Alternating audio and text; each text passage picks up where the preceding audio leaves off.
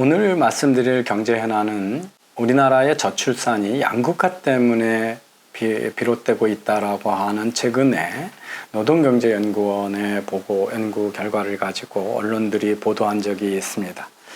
정말 사람들이 부자는 더 부자가 되고 가난한 사람들은 소득이 적게 늘어나서 양극화 때문에 아기를 안 낳냐, 이 얘기가 과연 맞는 건지에 대해서 한번 알아보겠습니다. 그래서 보시면 이 한겨레 신문이 6월 7일 날 그 연구 보고서를 보면서 한국 저출산 비혼 만원보다 소득 양극화 탓이 더 크다 이래가지고 출산 비율을 보니까 저소득층은 낮고 고소득층은 애를 많이 낳더라. 그래서 비혼 만원이 는 세계적 추세와 같지만 양극화가 큰 원인이다, 이렇게 해가지고 대대적으로 보도하고 있습니다. 그러면서 이제 제시하는 게 이런 겁니다. 우리가 건강보험료 납부액 기준으로 건강보험료를 제일 적게 내는 사람들하고 제일 많이 내는 사람들 사이에 아기를 얼마나 내느냐, 그래서 분만 건수를 조사를 해봤거든요. 그랬더니 이제 10%씩인가 같은 비중의 인구인데, 이 소득 제일 하위 1분위는 4.99명을 그 중에 있는 사람들은 2018년에 4.99%가 아기를 낳았고, 그 상위 10%는 5.33이 아기를 낳았다. 그런데 사실은 5분위, 6분위, 7분위, 8분위 여기가 제일 많죠. 그게 14% 정도가 낮다. 그러니까 뭐 이렇게 해가지고 2018년에 이제 분만 건수 비중 추이를 봐가지고 제일 가난한 사람 1, 2 뭐 이쪽이 낮다, 뭐 이런 걸 지금 보는 겁니다. 그래서 이게 딱 보면 무슨 하위가 제일 조금이고 위로 되는 것도 아니고 포물선처럼 중간이 불룩하고 양쪽에서 분만 건수를 보는 거죠. 그래서 보험료 상위 10%의 분만 건수가 작다, 이걸 가지고 바로 분만 건수가 제일 아래층이 낮고 우회층이 높다, 그런 걸 가지고 바로 이게 소득 때문에 덜 난다, 이렇게 얘기하기는 되게 어렵죠. 이게 보시면 이제 그 다음에 이제 결혼에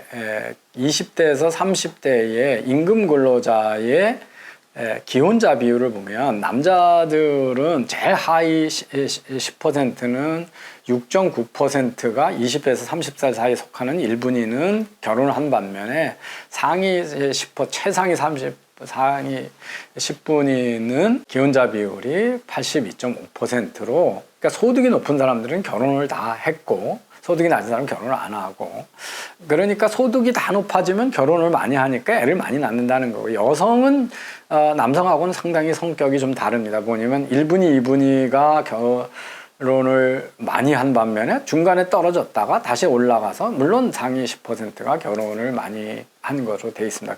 그런데 이제 우리가 이런 의심을 삼아야 돼요.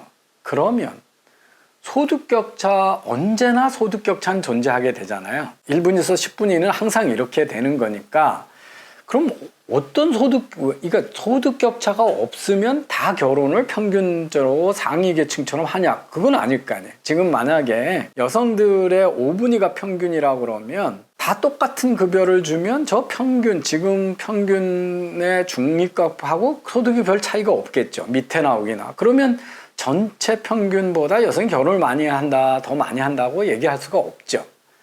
남성도 마찬가지입니다. 저게 다 똑같은 급여를 주면, 지금 소득 격차가 없으면 다 똑같이 급여를 줘야 되는데, 그러면 중위권 소득의 기준에 비슷할 겁니다. 그러면 상위의 82%가 결혼을 하는 게 아니라 전 국민이 50%가 되니까 기혼자의 비중에서 큰 차이가 날 수가 없는 겁니다. 그래서 이게 여기서 기혼자의 비율이 하위하고 상위하고 차이가 난다, 그게 저출산이다, 이렇게 얘기하는 거는, 그럼 차이가 없으면 상위 계층만큼 다 결혼을 많이 한다 그러면 모르겠는데, 차이가 없는 경제를 만들 수도 없고 항상 빈부격차가 있었기 때문에, 그래서 논리가 상당히 궁색을 한데, 뭐 또 이제 어떤 데 가면 중앙시사 매거진에 보면 저출산이 남녀 임금 격차 때문이다. 그래서 임금 격차를 해소하면 결혼에 부적절한 응답자는 남성은 전 연령층에 비슷하게 있는데 남자 여성들은 사회활동을 활발한 시기가 여성이 그때 출산을 막 해야 되고 그러기 때문에 결혼을 남자들은 그 나이에 상관없이 직장 생활을 잘하기 위해서 결혼이 부적절하냐 그러면 나이에 상관없이 고르게 나타나는데 여성들은 사회생활을 활발한 시기가 결혼에 부적절하다. 그때 결혼을 하면 사회적으로 손해가 너무 경제적 손해가 많기 때문에 그래서 사회 활발한 시기에 비혼이나 만혼이 많아고 그게 저출산이다. 그래서 저출산 이게 그런데 저는 이걸 임금 격차에다 갖다 붙이는 게 되게 이상해요. 직장 생활이 꼭 임금 때문에 결혼 생활이 부적절하다고 생각하는 건지 임금 격차가 없다고 해서 아기 낳는 일에 여성이 투여해야 되는 시간과 노력과 불편함과 이런 것들은 늘 있는 거기 때문에 얼마만 자기 시간을 자녀 교육에 투여해야 되기 때문에 자녀 양육에 투여하기 때문에 그것은 임금 격차 상관없이 늘 이제 사회적인 문제일 건데 그 다음에 이제 그 같은 얘기를 받아서 이 박강원 의원이라는 분이 저출산 문제를 하는 게 결국 양극화 때문이고 그래서 양극화를 해소해야 저출산 문제가 해결된다라고 하는 아주 손쉬운 방식의 양극화 문제가 이게 경제적 문제를 넘어서 저출산 문제다 이렇게 얘기를 합니다. 한번 이런 질문을 해보시죠. 애를 많이 낳는 나라는 아주 미개발 국가들입니다. 나이제리아, 차드, 이게 소말리아, 이게 전부 전쟁에 있고 뭐 국민소득 최하위 국가의 10대 국가가 다 여기 보시면 아프리카 국가죠. 그래서 보시면 나이제리아, 차드, 소말리아, 말리, 아프가니스탄, 사우스 수단, 그래서 버키나 파소, 부르는디, 우간다, 앙골라 이런 데가 무려 출산율이 여성이 5명에서 7명의 자녀를 두니까 우리나라의 그 뭐 60년대, 50년대와 같은 모습이죠. 그런가 하면 여기 사이프러스, 타이완, 한국 이런 데가 이제 우리나라보다도 대만, 사이프러스가 더 출산율이 낮은데 2017년 기준으로 그렇습니다. 푸에르토리코, 타일랜드 뭐 이런 데, 일본 1.3 이렇거든요. 그러면 우리나라가 아프리카보다 지금 양극화가 심한가요? 아니죠. 월등히 아프리카 양극화가 심합니다. 그래서 저출산을 양극화라고 바로 갖다가 인과관계를 그냥 붙여버리는 게 얼마나 웃기는 이야기인가는 이 표 하나로 설명이 됩니다. 그건 말도 안 되는 얘기고요. 모든 나라는 다 저출산으로 가고 있습니다. 뭐 잘 사는 나라든 못 사는 나라. 1900년서부터 2018년까지 출산율 데이터는 그 아래 비주얼 캐피탈리스트.com에 있습니다. 근데 이제 남자 여자가 결혼하면 두 사람이니까 후손을 2명을 유지해야 2명 정도를 낳아야 현재 인구가 유지가 될 텐데 그 중간에 성인으로 되기 전에 죽는 애들이 있어서 죽는 아기들까지 있어서 그걸 감안하면 한 커플이 2.1명을 낳아야 현재 인구가 평균 수명이 늘지 않는다고 가정하에 현재 인구가 유지가 될 수가 있습니다. 그런데 문제는 뭐냐 하면 우리나라가 물론 낮습니다. 낮지만 선진국의 한 나라도 예외 없이 2.1명 이하로 출산을 하고 있다. 그러니까 현재 인구를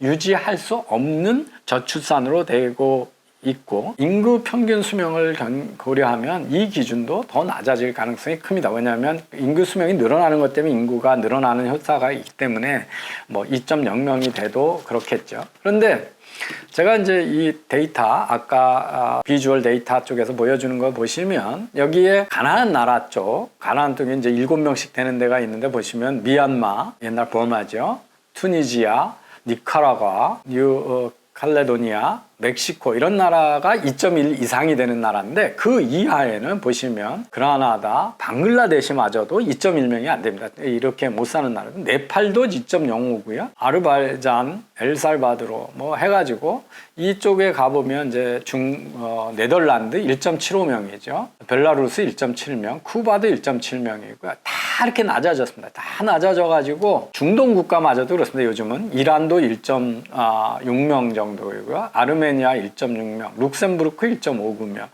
그래서 모든 나라가 출산율이 계속 낮아지고 있고요. 아주 급격히 낮아집니다. 과거에 비해서 최고 7명에서 4명으로 갔다가 1.9명으로 모든 나라가 1800년서부터 보면 그 아이슬란드도 4명에서 1.91명으로 내려간 거고요. 독일도 4명이 넘는 거에서 1.48명으로 내려갔고, 크로아시아도 뭐 1.45명, 그 태국도 1.45명 이렇게 내죠. 홍콩도 그렇고요. 벨기에 1.8명, 핀란드 1.78명, 칠레 1.7명, 그리고 이 뒤쪽에 오면 제일 낮은 나라, 이제 여기는 2017년에 보시면 한국이 1.33, 그리스가 1.3, 폴란드 1.29, 싱가포르 1.26, 몰도브가 1.223, 대만이 1.2. 뭐 그래서 이제 2018년, 19년 데이터 보면 또 더 내려가고 그렇습니다. 그럼 대만이 쭉 내려갔는데 소득 격차는 어떻게 됐냐 보시면 2009년서부터 2017년까지 대만의 소득 격차는 거의 이제 그 가족 간의 소득 격차를 보시면 진위계수가 내려갔잖아요. 그래서 34.5에서 33.7로 내려갔어요. 근데 이 기간 동안에 출산율이 계속 떨어지거든요. 그러면 불평등이 완화되는 나라에서도 출산율이 계속 떨어지는데 왜 소득격차 확대가 저출산의 원인이다 이런 선동을 하냐. 이런 것들은 인과관계를 따지지 않고 상관관계만 있으면 무조건 얘기를 갖다 붙이고 모든 사회적인 문제를 다 저출산을 갖다가 소득 양극화이 때문이라고 얘기하는 이게 아주 대표적인 좌파 선동의 사례죠. 전 세계 사람들은 이게 전 세계 평균인데 1950년에 4.5명이던 게 지금 이제 2.1명 미만으로 떨어진 거죠. 전 세계 평균이요. 그래서 그 이유는 뭐냐? 첫 번째는 우선은 영아 사망률이 급격히 떨어졌기 때문에 옛날에 10명 낳아도 한두 명 사니까 후손을 계속 퍼뜨리려면 죽을 걸 생각해서 많은 숫자를 낳아야 됐다는 거죠. 그래서 그것이 가장 크게 적은 숫자를 낳아도 자기 후손은 이제 자녀하고 누리는 행복을 계속 누릴 수 있기 때문에 이렇게 많은 보험을 들여서 마음 누는 걸 할 필요가 없다. 그 다음에 우선 이제 피임에 대한 기술 또는 접근성이 높아졌죠. 그래서 원하지 않는 임신이 워낙 줄어들었다는 겁니다. 그 다음에 이제 여성의 경제적인 교육과 일에 참여가 높아지면서 줄어드는 거죠. 그래서 뭐 임금 격차가 커서 나는 게 아니고 사실은 일을 더 많이 하게 되면 사회적으로는 소득하고 상관없이 교육을 오랫동안 받으니까 조기 조언을 하지 않는 거죠. 그래서 사회적으로 그래서 이런 세 가지 요인이 가장 큰 요인으로 밝혀져 있습니다. 여기 어디에도 과학적으로 얘기한 어디에도 소득 격차 확대가 저출산을 일으키고 있다는 얘기는 대한민국에만 있는 거짓말입니다. 대개 전 세계 선진국은 다 소득 격차가 줄어들어 왔고 우리나라도 과거에 비해서 일제시대 이럴 때는 훨씬 소득 격차가 지금의 미국보다도 높았고 월등했지만 지금 80년대, 90년대 오면서 고도성장 기간 동안에 소득은 올라가고 소득 격차가 줄어들었는데도 출산율이 급격히 줄어들었기 때문에 소득 격차 확대가 저출산이라고 주장하는 사람들은 대한민국 좌파들밖에 없다. 그리고 그런 것들을 아무 비판 없이 하는 것들은 상관관계를 인과관계로 환치해가지고 사람들을 현혹하는 아주 사기적인 일이다. 애 많이 낳는 나라로 돌아가는 방법은요, 저출산 대책이 성공한 경우가 거의 없습니다. 그리고 아까도 말씀드렸습니다만 북구 유럽이 우리보다는 조금 더 출산율이 높죠. 그거는 그때그때 사정에 따라 많이 사회 문화에 따라 또는 우리나라가 월등히 교육을 많이 받고 대학도 많이 가기 때문에 당연히 그렇고 뭐 집값 얘기를 많이 합니다. 그렇지만 집값이 그럼 유럽보다 우리나라가 비싸냐? 그렇지 않습니다. 그런 것도 다 맞지 않는 얘기고요. 그러면 지금 여기 보시면 7명, 6명 나는 나라는 다 아까도 얘기했지만 나이제리아, 소말리아 이렇게 다 농업국가죠. 그리고 의술이 발달하지 않아서 낳는 영아 사망률이 높은 나라로 돌아가면 애 많이 낳아야 될 겁니다. 이런 나라로 돌아가고 싶은 얘기냐. 이게 말도 안 되는 얘기. 그리고 저출산이 반드시 재앙인가에 대한 이야기를 좀 생각해 보실 수가 있습니다. 저출산이라고 하는 것은 여성의 삶의 질을 상당히 높이는 겁니다. 이 애를 많이 낳는 거가 반드시 좋은 거냐. 그러면 이게 좋은 일이면 인류는 그렇게 갔겠죠. 그런데 의술이 발달해가지고 산모의 사망률이 많이 줄었는데도 애를 점점 안 낳는 것은 저출산이 여성의 삶의 질을 높이는 것이고 또 우리가 부모가 벌어서 애를 많이 기르려면 온 가족이 가난하게 살아야 되기 때문에 여성뿐만 아니라 가족의 삶의 질을 훨씬 높이는 거죠. 한 명한테 제대로 한두 명한테 투자하는 거하고 10명한테 다 뭐 애는 태어나면 다 하나님이 먹여 살려준다 뭐 이런 생각을 가지고 많이 낳는 거 하고, 그 다음에 그러면 이 대책은 뭐냐면 여러 가지 대책은 있습니다. 그 북구 유럽의 인구가 적은 나라도 잘 삽니다. 사는 거 재앙으로 안 가는, 경제 재앙으로 안 가는 이유가 뭐냐면, 이유는 자기 나라는 인구가 적지만 유럽 전체가 하나의 경제 공동권을 가지고 이렇게 사업을 할 수가 있고 그러기 때문에 경제 영토가 넓기 때문에 그 인구 감소의 영향이 적다는 거죠. 그러니까 우리도 경제 영토를 넓혀 가지고 실제적으로 국내에서 활용되는 창출하는 부하고 해외에서 창출할 수 있는 부하가 높아진다는 거라든지, 아니면 한 사람의 을 아주 창의적으로 기르고 노동의 질을 높여서 질로 승부하는 방법이 있는 거죠. 그리고 지금은 노동을 하지 않는 우리나라의 15세서부터 20세까지 노동력, 그리고 앞으로 점점 스마트한 세상이 되면 65세 이상을, 지금 65세가 된 분들은 자기가 노인이라고 생각 안 합니다. 저도 이제 60세가 됐지만 저를 지금 노인이라고 저는 생각 안 하거든요. 옛날에 60세는 정말 노인이었고 1930년대만 해도 미국에서 마쳐도 50대 이상을 생산인구로 보지 않았습니다. 50대가 노인이었는데 지금 그렇지 않기 때문에 노령의 건강한 분들이 계속 참여하는 방법도 있고 여러 가지 방법이 있습니다. 그래서 꼭 저출산을 재앙으로 볼 것도 아니고, 그거는 한반도 내에서 요 안에서 우리끼리만 살겠다, 그렇게 되면 재앙입니다. 이게 인구가 적어들면 점점점 산업 규모가 적어드니까. 그런데 미국처럼 개방적인 나라를 만드는 방법도 있고, 유럽처럼 자기 나라의 인구는 그렇게 안 늘더라도 유럽 전체가 하나의 경제권을 만들어서 해결하는 방법도 있고, 모든 사람의 생산성을 높이는 투자, 교육 투자를 제대로 된 질 높은 투자를 많이 해서 한 사람이 생산성을 높이는 방법도 많이 있다 하는 거고요. 현재까지 알려진 효과적인 저출산 정책은 없습니다. 아마 가장 효과적이려면 나라가 못 살게 돼서 농업국가로 가고 의료가를 박탈해서 영아 사망률을 높이는 방법 외에는 저출산 정책은 없고, 프랑스 같은 데 썼어도 아까 보셨지만 다 현재 인구보다 감소되는 출산을 이해하지, 옛날처럼 이렇게 반등해서 뭐 점점 저출산율에 이게 내려가던 게 약간 반등을 했고 거기서 머무르는 거지, 그게 다시 반등해서 계속 올라가고, 이런 효과적인 저출산 정책은 없다.